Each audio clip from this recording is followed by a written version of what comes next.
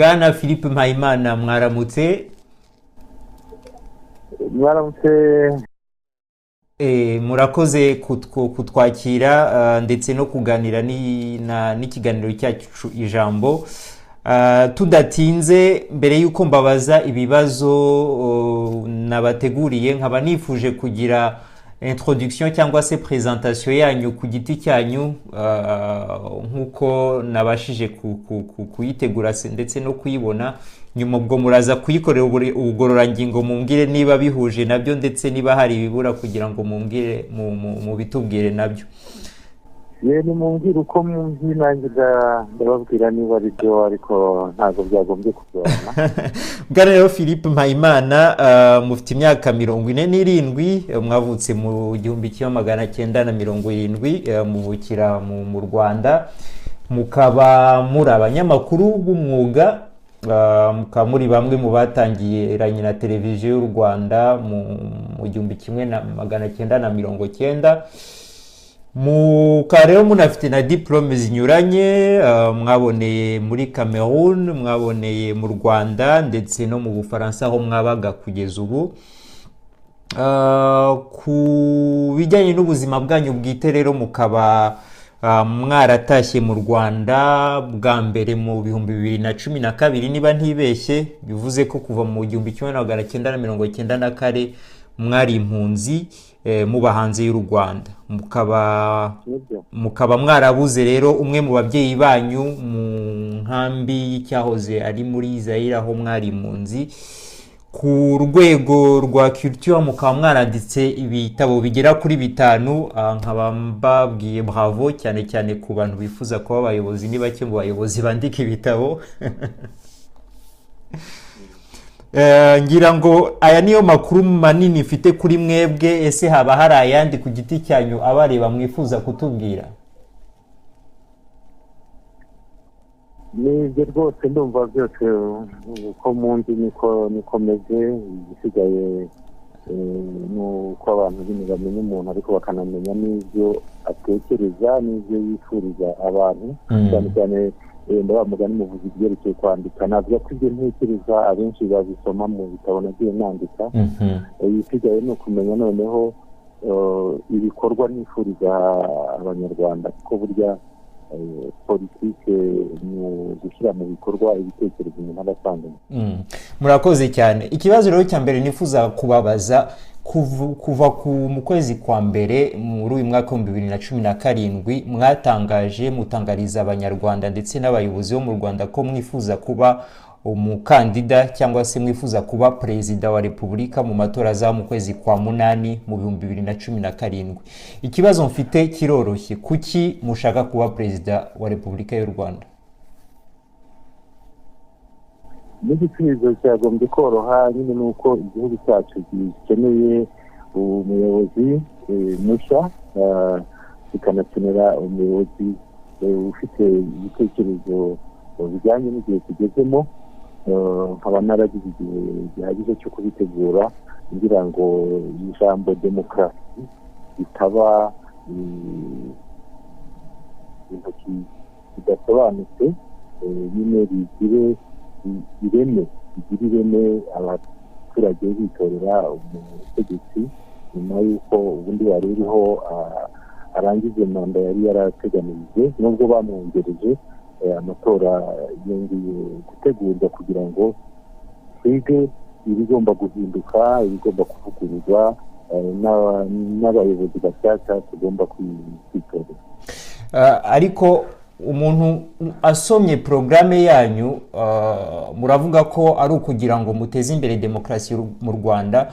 Umuntu asomye programme yanyu musa naho muganisha kuri politike ikorwa mu Rwanda. Ni ukuvuga ko ibijyanye n'ubukungu, ibijyanye n'umutekano byakozwe na guverinoma iriho mu Rwanda ndetse na leta ya Paul Kagame, musa naho mu byakira cyangwa se mu bishyigikiye, ndetse hari naho mwandika declaration yanyu kuba perezida, musa naho muvuga ati mwafashe perezida Kagame nka mentor wanyu. Ni ukuvuga ko nta position cyangwa se nta divergence mufite muri politiki ikorwa mu Rwanda niba nta divergence iriho ni ukuvuga ko ari ukugira ngo habe abantu bari muri opposition ariko ibitekerezo bisa naho bidatandukanye mwageza ku banyarwanda muri kampanye mutegura gukora. Biratandukanye cyane, birahari byinshi bitandukanye cyane, ahubwo yenda bakomeje kunkurikira mugenda mubona ibitekerezo duce kubera ko umushinga urambuye ntarawushyira neza ahagaragara. Navuga ko abafite amashyushyu iki cyumweru kitarangira batayabonye, kuko ni guhera mu mpera z'iki cyumweru zatangira kugenda negera abaturage. Kuvuga rero ko ari bimwe kandi tutari bamwe, ntabwo ndi muri FPR, ntabwo ndi mu buyobozi, ntibishoboka kuba bimwe byo ntibishoboka. Ahubwo icyo navuze ni uko nashimye ibimaze kugerwaho, noneho igituma rero ndishima kandi nkongera nkashaka kwiyamamaza ni uko aho igihugu kigeze bidahindutse ibyo tumaze kugeraho bishobora gusubira inyuma. Ni ukuvuga ko dufite nyine ingamba nshyashya zituma igihugu kidasubira inyuma. Izo ngamba mu bukungu, mu burezi, mu buhinzi, byose bazazikurikirana namwe n'umuhinzi akababwira nyine murasanga ari nshyashya kandi zitandukanye. Mwaduha scoop kuri izo gahunda nshyashya, cyane cyane mukaduha duhereye kuri divergence cyangwa se ku byo mutemeranyaho na gahunda cyangwa se na politiki ikorwa mu Rwanda, ahasigaye kuri nivo ya kabiri mukatubwira n'ingamba mufitiye noneho abanyarwanda muri programme yanyu. Aho bitandukaniye hambere ni uko nyine leta yagiyeho izana umutuzo, izana ituze, izana ihumure nyuma y'ibihe bibi cyane na jenoside yakorewe abatutsi muri 1994. bivuga ko abantu bahamutse bihagije ku buryo hasabwe ubuyobozi bw'intwari. Ni ngombwa kubishima rwose kugira ngo imyaka 23 ishize bari bati igihugu bakivane kuri zeru bakigeze aho kigeze ubu. Igitandukanye rero ni uko abantu badashobora kuguma babaho mu bihe byo guhahamuka, mu bihe byo kugira ubwoba. Ni ukuvuga ko umuntu wunamuye icumu ubu ngubu abantu benshi b'abanyarwanda bamukunda banatinya, bavuga bati ubutegetsi buriho bwonyine buriho kubera yuko ari bwa gisirikare, buriho kubera yuko twari turi babi, twakoze amahano. Noneho rero ni ngombwa ko noneho dutera indi ntambwe tukavuga duti noneho tugiye gushyiraho ubutegetsi twitoreye bwa demokarasi, kubera yuko nyine ubu ngubu butubanjirije bwaduteguye, bwaduhaye gushishoza, noneho dutangire indi nzira. Urumva neza ko ibyo bintu bitandukanye, turetse abantu bagakomeza kubaho mu bwoba bavuga bati umuntu yaraturamuye, yaradukijije, atabaye we nta handi nta wundi watuyobora, tukaba dutangiye gusubira inyuma. Abantu ntibakanguke ngo bakure.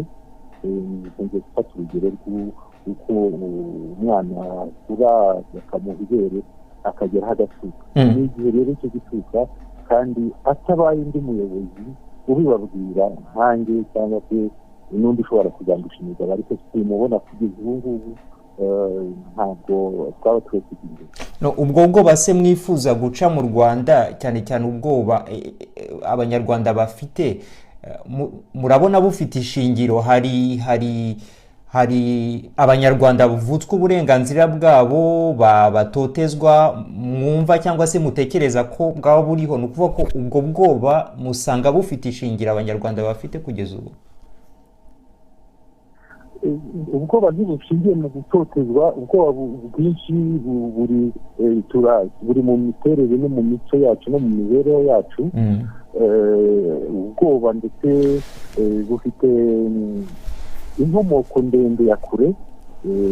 Nanababwira ko n'ibyatumye na jenoside iba ni uko abanyarwanda babanje guterwa ubwoba, bagatera leta yariho mbere itera abantu ubwoba babwira ati abantu bariho batera barabica barabamara, inyamaswa. Nyamara tuza gusanga ko bari abanyarwanda, bari abavandimwe, bari abanyarwanda. Ari nayo mpamvu ubwo bwoba twakwibaza isi bwabashizemo. Ntibwabashizemo rero noneho kubera yuko nyine ibi byabaye byarabaye, none n'ubu ngubu baratekereza bakavuga bati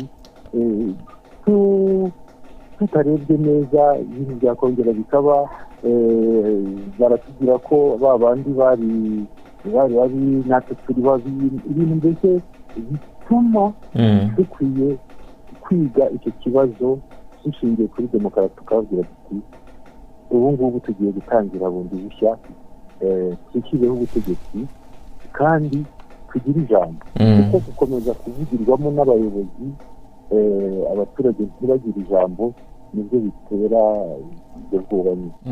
Bwana Philippe Mpayimana, mu matangazo mwatangaje ndetse na za disikuru muvuga muhibanze cyane cyane ku banyarwanda baba muri diaspora, baba bafite statut y'ubuhunzi cyangwa se n'ababayo, mukasa naho muvuga ko hari barrière psychologique hagati y'abanyarwanda baba hanze ndetse nicyo n'ubuyobozi bw'u Rwanda, tubivuze simplement. Kuki hari icyo nakwita rupture hagati y'abanyarwanda bari hanze baba muri diaspora, baba bafite statut zitandukanye, ndetse n'u Rwanda ubwarwo? Kuki hari ubushyamirane hagati y'u Rwanda rwo hanze, twavuga ko rwo hanze, ndavuga abanyarwanda basanzwe bari hanze, dore ko mbibabariza ko namwe mwabayeyo, n'u Rwanda muri rusange? Nibyo koko nyine hari bariyeri psikologike, biragaragara kandi n'imyunganira nabo bose. Ikibazo aho ishingiye ni kwa kuvuga ngo nta kindi bimara atari intambara. Ni ukuvuga ko abanyarwanda bari ku buyobozi mu Rwanda imbere bareba abari hanze bakababonamo nyine ko bahanganye. Murabizi neza ko hakomeje gukoreshwa inzira z'intambara, inzira zo kugira abantu bati mushyire intwaro hasi cyangwa se mutahe nicyo gisubizo. Noneho abo hanze nabo bari mu buhunzi benshi baravuga bati turi impunzi, tuzadukura mu buhunzi ni ugufata inzira tukagenda dutegeka dushyira abari hanze, abari mu gihugu hanze, bagahora muri ibyo. Ariko kuki ubwo bushyamirane buhari? Ndashaka impamvu y'ubwo bushyamirane, ko u Rwanda ubu mu Rwanda ni amahoro, ndetse abanyarwanda benshi bari hanze ntabwo ari abashaka gufata intwaro ngo baze mu Rwanda bafite intwaro, ni abanyarwanda basanzwe. Kuki hari ubwo bushyamirane? Niyihe mpamvu itera ubushyamirane hagati y'abanyarwanda bari muri diaspora, simvuga bose ariko abenshi, ndetse n'u Rwanda? Musanga impamvu ari iyihe itera ubwo bushyamirane? Kudashaka gusangira ubuyobozi no kudashaka nyine gukorana bishobora gukurura ubushyamirane bwenda gusa no guhindira no guhendera intambara. Ntayihari bigaragara, ariko kuba nyine abantu bamwe baba baterana umugongo n'abandi nta handi biba bigana. Impamvu rero bikaba nyine ari ukutaganira, ari ukutumva ko twese turi abanyarwanda bamwe, bikaba mu by'ukuri idatandukanye n'ikintu bita irondakoko ritaracika burundu. Aricyo nifuriza cyane cyane abanyarwanda bari hanze, kuko hari abanyapolitiki babashuka bababwira bati mwebwe mwahunze muri abahutu, mumenye ko muri abahutu, ibyo bababwira byose ibyo nkabagiye nifuza mvuga nti abantu nibumve ko ntabwo bahunze kubera ko ari abahutu, bahunze ari abanyarwanda, n'impunzi z'abanyarwanda bashobora kureka ubuhunzi, icyo kibazo cy'amoko bakakirengagiza kuko ntacyo twigeze tugira. Twagize ikibazo cy'ubutegetsi bubi bwitwaje amoko bubwira abantu bubigisha kugira ubwoko. Urumva ko muri iyi gahunda nyine yo gusangira ubuyobozi yo guhuza abari hanze n'abari mu gihugu, dufite nyine iyo nshingano yo kubabwira dufite iyo mipaka iri mu bitekerezo byacu, kuba ku Rwanda rumwe, cyane cyane ko n'u Rwanda rukeneye abanyarwanda bari hanze. ibyo nibyo byatindaho. Abanyarwanda bari hanze bumve ko ari imari ikomeye cyane dufitiye ubukungu bw'igihugu. Muvuga ko namwe byabaviriyemo kubura zimwe mu nshuti zanyu ziba mwabanaga cyangwa se muziranye ziba mu mahanga, zo kuvuga bati iby'amoko tubishyire hasi, tugendere ku biduhuza. Ni ukuvuga ko niba mwarabuze zimwe mu nshuti zanyu kubera iyi mesaje y'ubumwe mushaka gushyira imbere, hakiri ikibazo cy'ivanguramoko kiri mu banyarwanda, nakwita ko ari impunzi cyangwa se baba hanze ari impunzi. Kubisubiramo no kubisobanura bizatuma abenshi twari dusanzwe turi inshuti bazongera bakagaruka tukagumana ubucuti. ibyo byonyine bituma inshuti zigenda. Hari n'abumvise ntangiye umushinga nabo bakavuga bati agiye muri politiki, kandi politiki ni amaraso, politiki n'indi, ubucuti nabwo bugacika. Ariko uko igikorwa kizagenda gisobanuka, kubw'amahire leta y'u Rwanda ikubahiriza uburenganzira bwo kwisanzura, kuko twongeye tubigarukeho muri Afurika hose ikibazo gihari. tujye tumenya ko leta ziba ziri ku butegetsi zitabishatse nta cyahinduka. niyo mpamvu tugomba gukorana nazo, tukazisunikira mu nzira nziza, mu nzira y'inzirabwenge, kugira ngo ibintu bihinduke. ubwo rero abo baba bari basanzwe ari inshuti bakibaza ibibazo, bakavuga bati Mpayimana aravuga iby'ubumwe kandi ubumwe ntibushoboka, bati tumutere umugongo. Mpamya bazabona neza ko bishoboka, kuko ndetse intera bitangiye kugeraho irahagije, irashimishije. Ntihakanye ko umuntu uzashaka kumpa ubwoko runaka adashobora kunsobanurira inkomoko y'ubwo bwoko aho ishingiye, yayimbonere mu Rwanda, avuga ati Mpayimana ubwoko bwe ndabuzi kubera yuko akomoka aha n'aha, nkunze no kuvuga ko nkomoka mu Ruyenzi mu majyepfo y'u Rwanda. ibyo nabyemeye. ibindi byose n'uzitwaje ntahamya ko rwose bitazatuma inshuti zicika burundu, zizagaruka. Bwana Philippe Mpayimana, yindi suje y'ikibazo ngiye kubabaza ni suje isa naho ari sensible. uri umwe mu bakandida, niba atari mwebwe bakandida rukumbi, ushaka kwiyamamaza uvuye muri diaspora wabaga hanze, wemera ko jenoside y'abatutsi yo muri 1994 yabaye, ndetse no muri programme yanyu mukaba mushaka gufasha cyangwa se gukora protection cyangwa se guhagararira kuri ku mibereho myiza y'abarokotse jenoside y'abatutsi yo muri 1994. Twavuga ko ari agashya mufite, cyane cyane duhereye ku bandi bakandida bari bavuye muri diaspora, navuze amazina ndetse abanyarwanda hafi ya bose bazi, bo usanga bari muri forme ya negation ya jenoside y'abatutsi yo muri 1994 yabaye. banakombye no kumenya ko iyo niyo mpamvu y'ingenzi ituma amashyaka amwe n'amwe atemerwa mu Rwanda. kuri bye niba mubifata nk'agacyari ni amahoro, ariko bikwiye kuba ibintu bisanzwe, kubera ko jenoside yabaye mu Rwanda. ngiye kuvuga ko ubu ngubu ntabwo kikiri ikibazo cy'u Rwanda cyonyine, ni ikibazo cy'isi yose. uvuga ko umunyarwanda uba mu Bufaransa agatekereza yuko ikibazo cya jenoside y'abatutsi yabaye mu Rwanda ari ikibazo cy'u Rwanda cyonyine, nagenda areba umwana we wiga mu mashuri yo mu Bufaransa, arebe yuko muri porogaramu z'amashuri batigishamo ko jenoside y'Abatutsi yabaye mu Rwanda ari ikibazo cy'isi yose, ngo amenye ko itagomba kongera kubaho.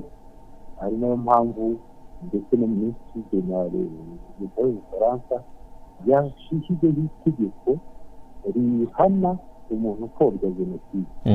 Ni ukuvuga ko hari abanyarwanda benshi bakomeza kwisigaza inyuma, bakumva umuntu wemera ko jenoside yabayeho, bakumva umuntu uharanira kurengera abayirokotse, bakakeka yuko ari ibintu by'igitangaza.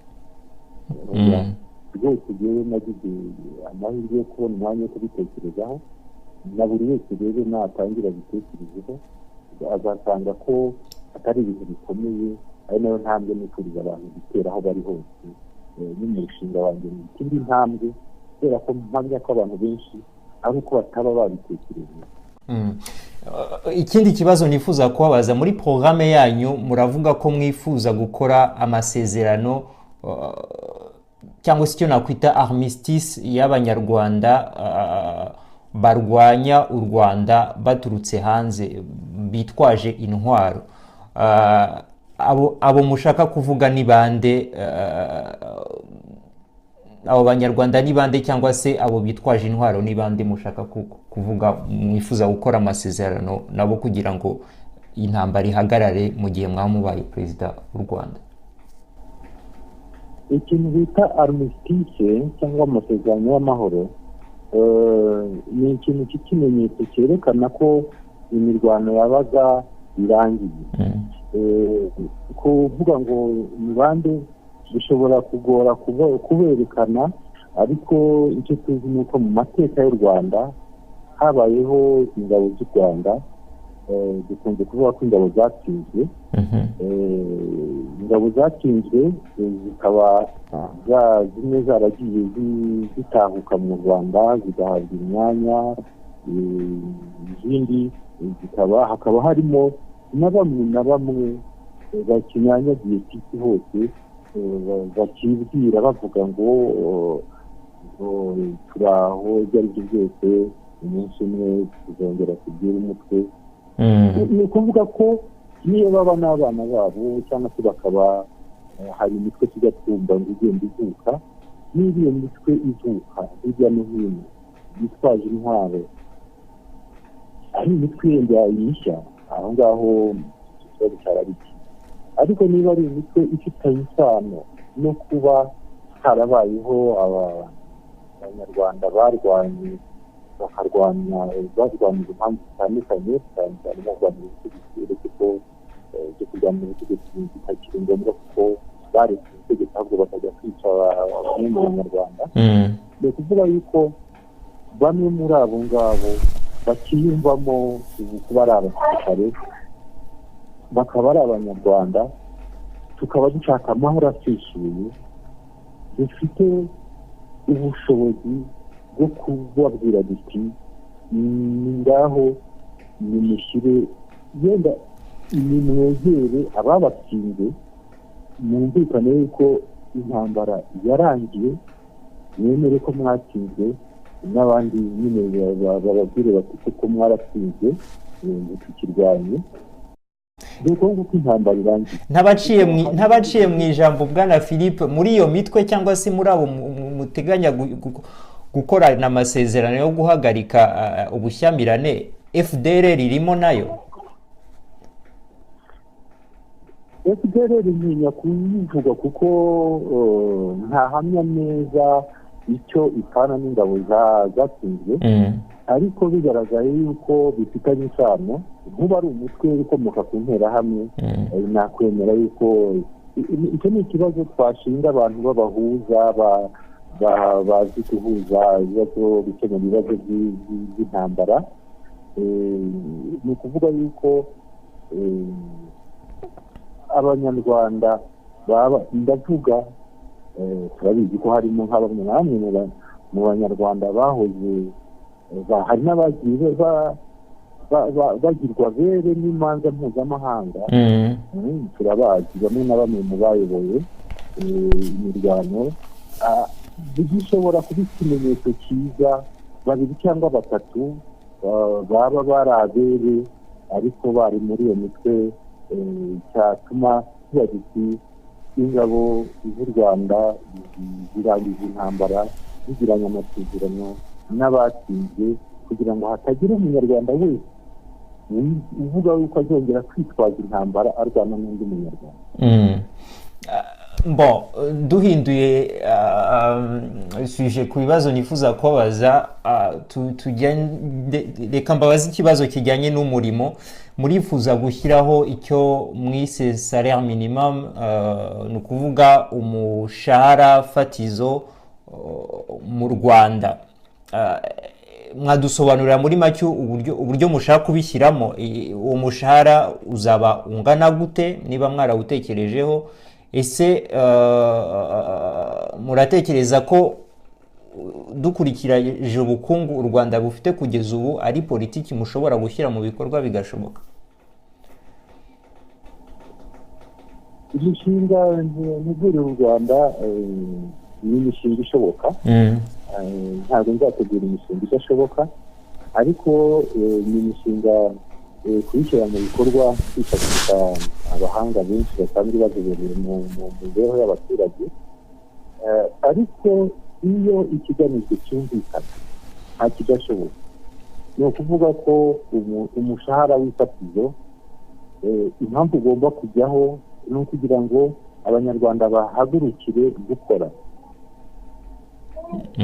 Ni ukuvuga ko hazaba kubarura igitunze abanyarwanda, hazaba kubarura aho umunyarwanda akura amakiriro, kuko icyo kitibwe ntabwo abantu bamenya kuvuga bati igihugu kiratera imbere cyangwa gitera imbere, ngo ububuramukoro ni uvuga tomaje burazamuka cyangwa buramanuka. Hazigwa mu bitunze abanyarwanda, hazabamo ibice bibiri cyangwa se bitatu. Navuga nk'abafite imirima, hari abafite imirima, hakaba n'abatagira imirima. Mu bagira imirima ni ukuvuga ko bamwe bashobora kuyihingira bakaba ari ba rwiyemezamirimo, bashobora no kuyikodesha cyangwa se bagafata abakozi bakabafasha mu mirimo. Ni ukuvuga yuko kugeza ubu hari abantu babaho nk'inyoni, utibaza uko babaho, bakubwira bati nta mirima dufite, nta n'umurimo dufite. Ni ukuvuga ko udafite umurima nibura nagira umurimo. Kugira ngo rero utangaze yuko abantu bafite uburenganzira bwo kugira umurimo, ni uko wabasobanurira akamaro k'umurimo, noneho abantu bakora bose bakamenya ko bakora kugira ngo igihugu kizamuke, hagira imisanzu iva ku murimo. Urwo ni urwego rw'abahinzi navuga muri politiki na gahunda yo mu cyaro. Rese ku muntu noneho ugiye gukora, umushahara fatizo wamwizeza cyangwa se muteganya kuba mwamwizeza ungana gute? Kubera ko kugeza ubu ngubu umushahara wagenwaga hagati y'umukoresha n'ukora, none ukuvuga ko mugiye gushyiramo dimension y'itegeko ivuga ati niba umuntu agiye gukora agomba kuba yizeye ko umushahara byibuze agomba kubona mu gihe yaba yakoze uzabungana gutya. Mwashyizeho agaciro k'uwo mushahara ukuntu uzabungana? Ubundi hasanzwe hitayeho ko ari 30,000 ubusanzwe bisanzwe bivugwa. Ikibazo ni uko nyine byenda gusa n'umuziki n'abakorera akazi birahari. Ikiza gusa kubishyiraho bituma mu igenamigambi bavuga bati dufite abakozi aba nabo, binatuma n'abantu babaho basanzwe bagomba gukora bamenya icyo bagamije gukora, kugira ngo imihigo y'abakozi izabe itomoye. Ari nayo mpamvu hari n'abantu benshi navuga nko mu mirimo yo mu rugo, wumva ukoresha umuntu nyuma y'ukwezi bamuhera 10,000. Ukibaza ibyo bihumbi 10 niba koko ari umushahara cyangwa se niba ari impano. Mu by'ukuri icyo leta izasaba kumenya ni ukumenya niba afite umushahara fatizo utuma uwo mushahara ushobora gushingirwaho agatanga imisanzu yo kwiteganyiriza abakozi. Twavuga yenda ko uwo mushahara ushobora kuzamuka akabona bakamukuraho yandi mafaranga yenda amutunga mu rugo, kuba bamusimbikiye n'ibiki bikazaba 10, ariko we ubwo yagize ubushake bwe bwo kwitunga ariko bahereye ku ifatizo. Murakoze cyane. Ibibazo bya nyuma nifuza kubabaza ni bijyanye noneho n'uburyo kampanye yanyu muzayikora. Gukora kampanye kuva ubu kugeza mu kwezi kwa munani bisaba amafaranga, bisaba ubushobozi mu rwego rw'amafaranga kugira ngo mubashe gukora déplacement, mubashe gukora za meeting, mubashe ni hehe mukura cyangwa se muteganya gukura amafaranga azabafasha gukora kampanye yanyu? Iki kibazo ni cyiza, murakoze. Maze iminsi nifashisha abanyamakuru kugira ngo basobanurire abaturage ko bafite uruhare rukomeye cyane mu gushyigikira umukandida wigenga. Kugeza ubu nkoresha ko nashoboye kuzigama ku ruhande rwanjye, ariko ni ngombwa kubona inkunga z'abaturage. Abanyarwanda bari bo bose bagomba kumfasha, kuko iyo njya kuba ishyaka mba nararebye abarwanashyaka bagashaka imisanzu bagashyira hamwe, ariko abarwanashyaka banjye n'abanyarwanda bose bazanyumva tuganira abo nzasura, niko nsubiza icyo kibazo. Bizatuma nkoresha ubushobozi buke, ariko nizeye neza yuko abantu bose banyumva mu kibazo aho bari hose bafite uburenganzira bwo kumfasha. Niko nasubiza icyo kibazo. Nta cyizere rero mufite cyo gukomeza kampanye yanyu mu gihe ababafasha cyangwa se abanyarwanda batazabafasha mu rwego rwa mikoro? Oya, ndakifite cyane, nzakomeza. Icy'ingenzi ni uko bazanyumva. Hari abigeze kubona wenda ntakoresha imodoka zihenze cyane, bakavuga bati ni ukubera iki? Oya, natangiye kampanye nk'uko aba ahagaze, nzakomeza kampanye nk'uko mpagaze ndi Mpayimana mu bushobozi bwanjye, kandi ntabwo nahagaritse gushaka ibintunga. Ni ukuvuga ko umushinga nakoreye abanyarwanda uzawukomeza kugeza ku matora. Nta kibazo rwose, nta kibazo. Iyo umuntu asaba inkunga, ni inkunga kugira ngo ibintu bigende neza kurushaho, gufasha kunyakira abashyitsi, naho ubundi ntabwo mpangayitse rwose, byabasura bose kandi byatanga umushinga. Ku bijyanye n'abantu babafasha se cyangwa kubafasha babakurikira mu Rwanda, kugira ngo wemezwe nka kandida ugomba kuba ufite signature z'abaturage bangana gutya babasinyiye kuba bemera gahunda zanyu cyangwa se babashyigikiye. Ababashyigikiye kugeza ubu mufite abashyigikiye bahagije ku buryo mwakwizera ko komisiyo izabemerera kuba kandida? Kugeza ubu mfite abagiye bashaka kumfasha gutegura iyi gahunda. Nashyizeho komite irimo abantu 5. Nkaba ngenda mbona abantu banyemerera guhagararira abandi mu nzego z'uturere. Barahari benshi bampamagara tukaganira, bakanyemeza kumpagararira mu turere. Naho ubundi ku byerekeye ibisabwa na komisiyo n'amakomisiyo 600, igihe cyo kuyatanga ntikiragera kugira ngo kimwe nacyo icyo kibazo, ariko bampagarira bose banyizeza ko bizababona kubona abantu 20 mu karere kamwe, ntabwo ari ibintu. Ikibazo cya nyuma nifuza ko babaza, nimuba perezida birumvikana muzafata umwanya wanyu muzaguma mu Rwanda mube perezida wa Repubulika y'u Rwanda. Nimutaba perezida se murateganya kuguma mu Rwanda mugakomeza politike cyangwa se murateganya gusubira mu buzima bwanyu busanzwe aho mwabaga mu Bufaransa?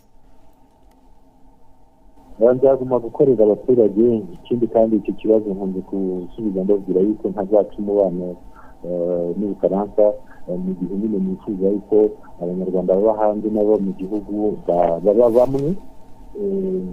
Nzabikomeza kubera iyo mpamvu yo kugira ngo urubibi rukibangane, abanyarwanda binabe ngombwa yuko umuntu aza hanze aje gukora politike. Ndetse navuye hanze nje gukora politike nawe nsanzwe ngenderana n'u Rwanda. Nyine dukomeze tubeho mu Rwanda, mu mahanga turi abanyarwanda. Bwana Philippe Mpayimana, nkaba mbashimiye kuba mwafashe umwanya wanyu kugira ngo musubize ibibazo twababazaga muri kiganiro cyacu Ijambo. Tukaba tubifuje kugira amahirwe masa muri kampanye yanyu mu nzira ibaganisha muri Perezidansi ya Repubulika y'u Rwanda. Murakoze cyane namwe muhirwe mu murimo wanyu. Murakoze, bye.